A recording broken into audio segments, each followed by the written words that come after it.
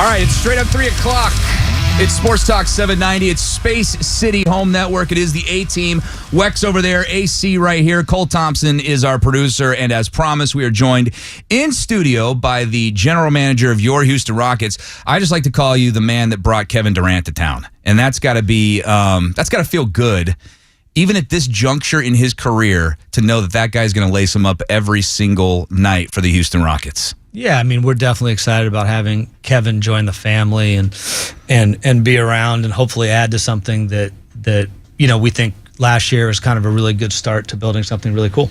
Yeah, and I mean, everybody's probably already asked you this question a million times, but when you bring a player of that caliber to town and you not only, I mean, getting that guy in the house, but then incorporating him into what you've already built, because you've built this. That's the cool part about what the Rockets, I think, are going to do this year. It's all homegrown, built from the ground up, draft, all that kind of stuff. But it's like, how did it all come together has got to be the question you've asked or been asked a million times. How do you get Kevin Durant to Houston, Yeah, I mean, I think you build a team, right? Like I think he wanted to be a part of what we're doing here, which means he saw something cool in us. And I think, yeah, like you said, we built it. Like, and I don't want to say I built it. Like we built it. Like, not even just, not just me, not just the Fertittas, not just the front office, not just the coaches, the players. Like, everybody's a part of building it. Everybody who's still here, everybody honestly who passed through, everybody built it, collectively. And like I said, last year, I think people could kind of see what we were trying to build and where we're trying to go, but everybody's, the job's not done, right? And so we have to keep building this year. Is it pretty obvious to you that last line you said is shared by everybody in the organization, the guys on the court, the coaching staff, the whole team and everything? The job's not done? Yeah, I mean, yeah. I'll be extraordinarily disappointed if anybody thinks we've won anything, because we haven't, and the goal isn't to win a playoff series or win 2 or win 3. The goal is to win a championship. So, unless you're sitting there with the trophy, then you haven't won anything. And it's on us. We got to do it. There's a lot of different individual players we obviously can discuss about how they've grown in their careers here with Houston, many of whom have only been here in Houston. It seems only right with his current activity. If we began with Alperen Sengun, who consistently is doing things and playing right now at Eurobasket, how do you approach watching him work in the offseason? And I know a lot of players and coaches, again this offseason, have been around him, both there and here, the progress that he's making and the fact that he's on the court and looking like he's ready to take another step. Yeah, I mean, he's really young. I mean, all our guys are. He's actually one of our older young guys, but he's still very young, and he needs to be improving. He needs to improve a lot from last year to this year. He owns that more than anyone, and keep improving for the foreseeable future. He's not a 31-year-old established vet trying to stay at his peak. He's just turned 23, and he's getting better. And there's such obvious areas for growth. And one thing we do, we have people, we guys we draft, guys we trade for, that the backgrounds are super disparate, and we're not honing in on any one thing. But one thing that if there's one thing that I care about the most, or that we collectively care about the most, it's that you really love basketball, and that the driver isn't fame, wealth, whatever. It's the game. And for sure, Alperen loves the game of basketball and wants to be as good as he possibly can be. How long did it take you to get Amen Thompson to love basketball? Yeah, no, it turns out I didn't get anyone to love basketball. These guys have it. They have it, and we're only interested in guys who have it. And if you and the game brings a lot with it. Like, even at young ages, the game brings a lot with it. So there's all this extracurricular stuff that comes with the game of basketball that one can love and not really love the game of basketball. And to me, one of the ways you can tell is do you play winning basketball? Do you make winning plays? And Amen's a great example of somebody who is extraordinarily driven to win every game. Is it weird when I tell you that I'm more excited about him than even Kevin Durant or even Alperen Sengun on this season's Houston Rockets team, just because you always talk about the guys taking the next step. And you and I have had conversations about him off the air. You know about my affinity for him. It's kind of uncomfortable at times. But I'm obsessed with the freak that guy is. He's a gym rat. We've talked about that. And I just feel like the ceiling is just insanely high for him. Yeah, no, I mean, like last year, a big part of our success was he'd gotten comfortable his rookie year and he took a step.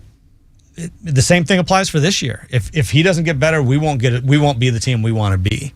And that's irrespective of KD, of Fred, of Clint, of Steven, of whoever. Like, yeah, we need these young guys. We need Amen. We need Alperin. We need Jabari, Tari, Reed. We need all of these guys to stack days, get better every day. And they've had individually and collectively, they've had a very good summer. And now we need to translate it. We are talking to Rockets GM Rafael Stone, obviously in studio, and so I can look you in the eye when I ask you this question. You had to part ways with Jalen Green to get Kevin Durant. As a guy who drafted Jalen Green, how hard was that? How hard was that conversation having with him? Everything, because he was here, it's all he knew. And then, what was your reaction in the second part of the question to his kind of parting goodbyes statement to the Houston Rockets and what Houston meant to him? Drafting Jalen is that's nothing. That's my job. Working with him, getting to know him, and just the quality human being that he is. That's what makes it tough, right? It's not the proprietary. I didn't do anything of substance there. But when you, I think we're all human, and NBA teams live together, right? You see each other way more than you see your family. And so when you're with somebody like that for 4 years, and they're a quality human being who is trying to do the right thing every day, and you can see him growing up too. That's always really kind of cool. It's never easy. The flip side is it's part of the business, and because he had grown up, I think he was at a point in his career and his life where he was ready for it. In terms of his parting words, they were heartfelt and kind of what I would expect, because I know how much his teammates and everybody in our offices meant to him. I know how much the city meant to him, and I just know what a quality guy he is. And that perspective he shared, I thought was very cool. I always end up, like, when this subject comes up, we always end up talking about Jalen, or I always do. I also want to say it all applies to Dillon too. Yeah. And those guys, I loved the last couple of years. I've just really enjoyed the basketball team that we've put on the court. Not just last year, even the year before. That the effort level given day in and day out was something that I just personally took a ton of enjoyment in. And those are the two guys who played the most minutes on those teams. And so yeah, for both of that, like, super hard. The flip side is, again, same thing. They're both in really good places. They're both making great livings. They're in a place to take care of themselves and their families forever. And this is a new opportunity for them. And so that's kind of the refrain I give myself, right? That makes it all doable. It's not easy, but doable. And then I am very excited to add kind of these new guys. Obviously, I knew Clint from prior times, and he's a great human being. I've thoroughly enjoyed getting to know Dorian and Kevin, and I'm just super excited to see what the season brings with those guys. Well, the reacquisition of Clint Capela, I think is an interesting one. I was there in Vegas. Mikhail's coaching the team. They're out there. He's there. He wasn't coaching the actual summer league team, but he was the coach of the team, and Clint's there. And, I don't think everybody was sure where his rookie season would be. Would it be here? Would it be there? He made it clear it would be here. And there he was, and wanted to play, and was immediately a part of the Rockets' future, and grew as an NBA player here and then elsewhere.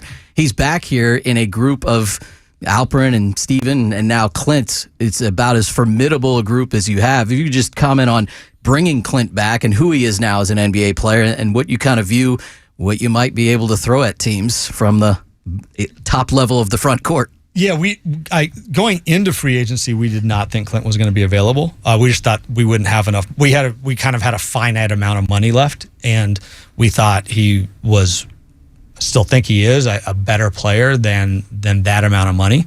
Kind of similar to how the team has to prove it. He has to prove it. Every year you got to prove yourself anew. But I think he missed Houston, the city. I think he wanted to be part of a team that he perceived as having a real chance to win. And so a lot of things fell into place. And so we were able to have kind of quick conversations at the start of free agency. And I don't know, like, I think Ime and I spoke to him, like, we had a meeting set up, I don't know, an hour in or something. And I was like, I think we might get Clint. Like, I was very excited about it. And precisely because I do think we like depth. We like lineup flexibility. We had a ton of success last year playing Alperin at the 4. We like Jabari. Obviously, can play 4, 5, some 3. We like playing him in all those spots. And so just I do think depth sometimes can be underrated, and so it was important to be deep. But then also just I do know, it's nice when you know people and you know the quality of person you're getting, and that weighed in on us too. We wanted somebody who doesn't, is willing to do the dirty work, wants to win basketball games, isn't worried about all the rest of the stuff. You had mentioned Jalen growing up as a Rocket. Well, Clint grew up as a Rocket. He learned how to drive as a Rocket. Rockets All Access here on Space City Home Network. If you missed that episode a few years ago, he did learn how to drive a car here in Houston as a very young Rocket. Lots more to get to with Rafael Stone, Rockets general manager, other individuals on the team, how the team views the rest of the Western Conference with all their changes as well, all part of our conversation, which will continue right here on the A-Team. The A-Team on Sports Talk 790. We now return to Adam Clanton and Adam Wexler on Sports Talk 790. All right, back at it here on the A-Team, Sports Talk 790, Space City Home Network. It is the A-Team on a Tuesday edition of the program. Wex AC and Rockets GM Rafael Stone in studio. We talked about a lot of the players, and you mentioned them, and Wex obviously mentioned them, that have, it's quite the... For a team that's bringing back so much of its core, it does seem like quite the facelift when you bring in a guy like Kevin Durant. And you're right. He is getting most of the attention, but Dorian Finney-Smith, I feel like this could be like a dark horse candidate for one of those moves that's like sneaky, where people are like, man, Rafael really kicked ass with that move by the end of the season and beyond. How excited are you about adding him to the mix, especially because a guy like Dillon departed defensively? Yeah, I think I'm very excited about Dorian. He's been around a ton. Obviously, like, great guy, great teammate, like just a really good addition to the room. And obviously a very good player, can really shoot the ball, and defensively, one of the thing I kind of admired about him for years and years and years was his ability to communicate defensively. It's fantastic, and I think it really elevates not just his own play, but the play of his teammates. And so I do think, again, going to Dillon, I think there's a lot about Dillon that we will miss. And so I, hopefully Dorian's really able to add his own element to us. Well, congrats to Dorian and his new wife, recently married, as he joins the Rockets for the next several seasons. One of the other players that's back, and a lot has been made about the progress that he made over the course of his early season, and then what is expected in his future with Reed Sheppard, and how he might be utilized if he earns his way onto the court and earns his way into the rotation. What does the coaching staff, what does your staff think about what Reed Sheppard's shown that he can do and what there might be in his future? Yeah, I think, coaches, players, front office, I think we all say the same stuff. Reed's really talented. He just has to translate it to games, find his kind of niche and his confidence, and then just let it go. I think he will. I think he puts in the work, and he's gonna get really good opportunities. So I think he's gonna have a very successful season for us. What would that look like in your mind? Like a successful season? Is that hard to pinpoint? Yeah, like he's just part of a team that's winning games. Exactly. Like he's an important part of a team winning a bunch of games, and whether his impact is on one night it's offense, on another night it's defense, it's transition. Like, who cares, right? Like, but what you want him to do is you want to add the unique talents he has to the greater whole, and he's not. Reed's not a he's not a singular player. He like there's a lot of stuff that he does well, and so we want him to be able to show his whole game. Super rhetorical. It had to be so important to bring back a guy like Steven Adams. Obviously, we all know that, but were you even surprised at just how effective he was when he finally was able to get back on the floor last year? And with the double bigs lineup, everybody talked about that and how successful you guys were on both ends of the floor with what he brings. Yeah, no, I mean we traded for Steven because we thought he would get healthy, and he did. And then when he's healthy, that's the player he's always been. So I think with respect to Steven, no, not surprised. If anything, maybe I thought he'd be healthy a little bit earlier. So it was good, and we could see the signs pretty quickly that he was ramping up, and it was like, oh, he's going to be fine. And he was great. And then in terms of the double big, that did surprise me. I don't, if it didn't, then it would be shame on me for not starting it, but not doing it at the beginning of the season. But good basketball players can play with good basketball players, and I do think Steven's a very high IQ player. Alpern is too, and they played really, really well together. Is it possible for this group to actually somehow be better defensively this year than it was last year? No, I mean our goal is definitely to be better defensively than last year. And we'll be bigger, I think, overall. We should, I certainly hope we're better defensively. Like the goal is to be better at everything. Like right. we weren't a good enough team next year. So we need to be better offensively, defensively. We need to be a better rebounding team. All of it. You were able to get an extension done last offseason with the players lined up for it, both Jalen Green and Alperen Sengun. This offseason, the players, Jabari Smith Jr. and Tari Eason, got it done with Jabari Smith Jr. Are there hopes with you and even with whatever has taken place from a negotiation standpoint from his side or Eason's side that it is something you'd like to get done before the season, something you're working on currently? I love Tari Eason, full stop. I also don't talk about negotiations with our players. When you're able to get players that would like to be here, and presumably on the outside, externally, I think a lot of people look at what all four of those players I mentioned have done in the seasons preceding potential extensions. Everybody likes what they've seen. They like what they bring to the table. They're clearly part of what is why the Rockets are who they are. Clearly Tari is that, and clearly Jabari was that. And in advance of that, Jabari specifically, you already brought him up, plays the 5, plays the floor, plays the 3, whatever group's out there, he seems like he will fit in with them and seems pretty intent on and very hard on himself for the things he thinks should be more a part of his game, thinks he should already be better at. And all indications are he's ready to be, I'm not going to say a different player, but a better player at all the things as to why you brought him back and gave him an extension. Do you see the same thing in him? Yeah, Jabari's a driven guy. And this was actually something that you don't know. When you draft guys, you have no idea what they're going to be like. But I was really impressed his rookie season because it was a really challenging season, not just for him, but for the team. And the thing I loved about him that I discovered as a rookie was he just doesn't make excuses. He just takes it on the chin. And it's actually unusual, not just in sports or in the NBA. It's unusual in life, right? How many of us make a bad play and don't look around? If something goes wrong here, I know who's to blame. It's not on me. For sure on you, right? Like definitely. Our listeners know. It's my cross to bear. And so it really says it's a character strength for Jabari. It's a really cool thing. He's been like that since we got him. He came to us with that. It's not something we instilled in him, but I'm very fond of it. I admire it. And so I think it's going to really help him become the player that we want him to become and he wants to become.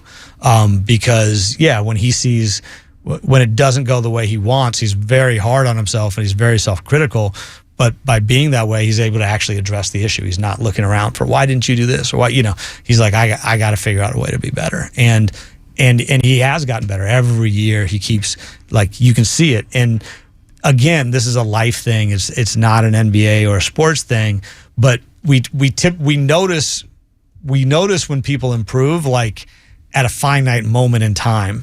That improvement almost never happened at that finite moment in time, right? So what happens is you steadily get better day after day after day for days and months and years, right? And then people take notice at some random point, and it's, you know, and the people who are really successful embrace the grind, and they don't need people externally saying, "Oh, you gotten so much better." They're driven to get better themselves, and I do think that's the type of person Jabari is. Seems like all the individual other players we've brought up and talked about all share the same thing, and most of them have said it at some point this offseason since the acquisition of KD, their excitement level to get on the court with him, to be his teammate, to play basketball with him. I'm sure you don't have to sense it. You've heard it from them. Where do you think the excitement level is, and how much can that play into how well this team plays together, that they're fired up that they're practicing with him. He's on their team. They're going to go forward with him. Yeah, I mean, players are human too, and I think everybody's always excited at the beginning of the season, but you're particularly excited if you think you have a chance potentially to do something special. And I think I think everyone on our team is excited about this year, thinking that the group as a whole has a chance to do something special. And again, nothing's being handed to us. It's not like we're going to walk out there and be the team we want to be. We're going to have to start at the bottom, grind our way through every win. We're going to have to be, I thought we were the toughest, hardest playing team in basketball last year. In order to be successful, we're going to have to be that again. And but I think guys are looking forward to that challenge. So, personal bias again, but could you have hit a bigger home run hiring Ime Udoka as your head coach, and how much of him being, in charge of things from a coaching standpoint here in Houston was kind of, I don't want to call it a recruiting tool to getting Kevin Durant, but he's listing off, all right, here's the places I will go. How much of that was a factor for him choosing Houston as a team that he would want to go to? Oh, you definitely have to ask Kevin that. Like, I'm not gonna speak for him, but in terms of Ime, I think he's been awesome. He's just been a perfect cultural fit with me and with Tillman and Patrick and the Fertitta family and the rest of our front office. He's a great partner. The way we see basketball is I mean, you're never perfectly aligned on that, but it's about as close as you probably are likely to ever get between a coach and a GM, which makes kind of the commonality of goals really easy. He's just a good dude. Like, again, we spend a lot of time together, and you have to enjoy people. Otherwise, life's just miserable. And I thoroughly enjoy Ime, and I spend way more time with him than most probably would think is smart or appropriate. But whatever, that's my dude. So you all go bowling together or what? We literally play pickleball together like every day. We're like, last night we were like limping off a court together in our free time. So we spent. I love him. He's great. All right. Well, Rafael, you've been great. We appreciate you taking the time out. We are obviously looking forward to the season as much as you guys are. Can't wait to get back on the floor and see what this group has to put together. And we'll talk again soon, hopefully. I appreciate y'all having me. Absolutely. Rafael Stone, Rockets GM here on Sports Talk 790 and Space City Home Network. We will continue after the break. The A-Team on Sports Talk 790.